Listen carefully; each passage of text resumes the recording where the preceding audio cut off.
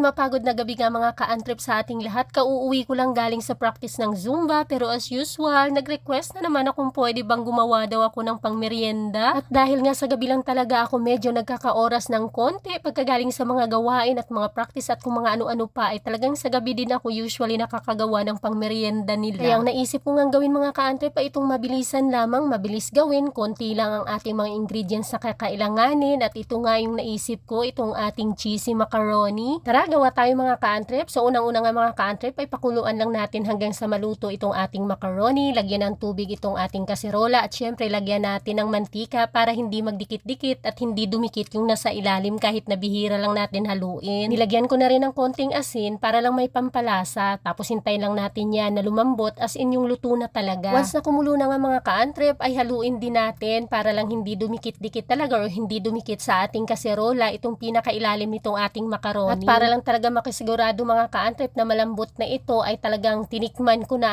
para masigurado ko. Kasi last time alanganin yung pagkakalaga ko medyo matigas pa so nagastusan ako noon ng gatas yung ating evap milk dahil yun na ang pinanglaga ko. Sayang naman. At kung luto na talaga ito nga i-drain na natin para matanggal na yung tubig ng ating macaroni at kunting hugas na lang din para mawala yung oil dito. Suggest ko nga pala sa inyo mga ka-antrip kung gagawa po kayo nito siguraduhin nyo pong sa pagpapakulo pa lang ay luto na po yung inyong macaroni kasi kung doon nyo siya lulutuin sa may gatas na masasayang po yung gatas ninyo. Ginawa ko na po yun dati yung kunting pakulo lang ng tubig tapos nilagyan ko na ng evap milk. Bali nakaubos ako noon ng 2 lata ng gatas bago siya tuluyang naluto. Sayang naman diba dapat doon na yun sa pampalasa na lang talaga hindi sa pampalambot pa. At ngayon okay na mga ka-antrip ay lilipat na natin ito sa ating kawali tapos maglalagay na tayo dito ng ating evap milk. Ang kagandahan kasi mga ka-antrip sa merienda na ito ay napakadali lang gamitin at ang konti lang talaga ng ingredients at matutuwa na rin ang mga anak natin or mga alaga nyo sa meriendang ito. At dahil nga 1 kilo ang ating macaroni mga ka-antrip kaya itong malaking lata ng gatas na evap ang ilalagay ko dito para sulit ang lasa niya. Kasi kapag yung maliit medyo alanganin hindi talaga niya ma-absorb yung lasa ng ating gatas. Kaya pagkalagay ko ng gatas mga ka-antrip ay saka ko naman inon itong ating apoy para pagkulo niya yung gatas na ang magpapakulo sa kanya at kinuha ko na rin ang cheese para mailagay natin dito. Bali unang ilalagay ko po mga ka-antrip itong tirang cheese sa unang niluto ko nakaraan saka ko naman siya dadagdagan itong bagong open kasi kung okay na ay pwede naman na hindi ko na uubusin itong buong bar. Bali ang una ko nga palang ginagyan mga ka-antrip ay yung kalahating tira nung nakaraan tapos dinagdagan ko ng kalahati ulit so bali isang buong bar din naman ang Edin cheese. Nakalimutan ko nga pala mga ka-antrip ayan durog na paminta powder pala so nilagyan ko na rin at ito nga yung ating cheese. Pagkulo niyan mga ka-antrip ay isinunod ko na itong ating cheese powder. Tapos halu-haluin lang natin ang husto mga ka-antrip para mag-well combine lahat ang cheese, ang pamintang powder at itong ating cheese powder. Kailangan din kasi mga ka-antrip na medyo matagal yan sa apoy kasi yung ating cheese ay hindi yan siya quick melt cheese. Edin cheese lang yan siya, yung regular cheese kaya kailangan niyang matagal sa apoy sa mahinang apoy lang para talagang matunaw siya. Sa totoo lang mga ka-antrip napakasimple ng merienda na ito, napakadaling gamitin pero masarap siya, napakabango at talagang mag-e-enjoy ang mga bata. Kahit na hindi mga bata, masarap siyang parang ngut-nguti na rin habang nanonood ng TV or nagsa-cellphone. So bali 3 maliliit na powder nga pala mga ka-antrip ang naubos ko dito kasi nga 1 kilo itong ating macaroni at para hindi siya maging maputla at talagang mas malasa, mas cheesy, mas masarap. So ayun ang mga ka-antrip, pinakuluan ko lang siya ng mga 10 minutes tapos hinalo sa sobrang mahinang apoy para talagang matunaw yung ating cheese, ang ating Edin cheese at mag-well combine sa ating cheese powder. Ayan, okay na yan. Yung bang mga ka-antrip yung talagang parang sticky na siya or malagkit na siya, yun yung masarap, yun talagang malambot